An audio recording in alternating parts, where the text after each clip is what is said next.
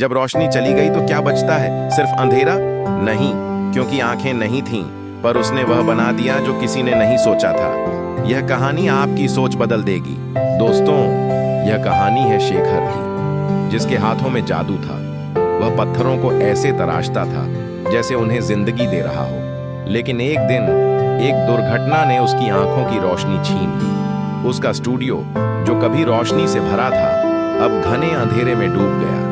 दुनिया ने कहा, यह मूर्तिकार अब खत्म हो गया। शेखर टूट गया, लेकिन उसकी आत्मा नहीं टूटी। उसकी पत्नी ने कहा, शेखर, आपकी आंखें भले ही चली गईं, पर आपके हाथों का हुनर तो जिंदा है।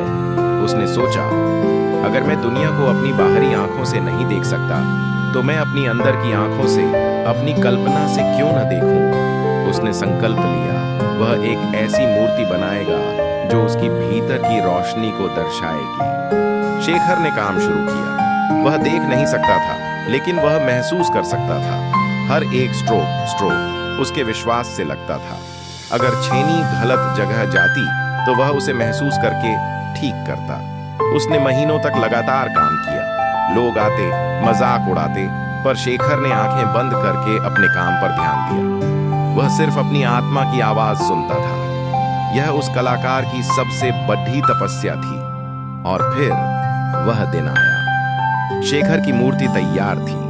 जब दुनिया ने उस मूर्ति को देखा, तो वे स्तब्ध रह गए। वह मूर्ति इतनी जीवंत थी, उसमें इतनी करुणा और शांति थी कि देखने वाले की आंखें भर आती थी। कला समीक्षकों ने कहा, यह मूर्ति आंखों से नहीं, बल्कि दिल से बनाई गई है। यह दुनिया की सबसे खूबसूरत मूर्तियों में से एक है। दोस्तों, शेखर ने हमें सिखाया कि हमारी अक्षमता सिर्फ एक भ्रम है।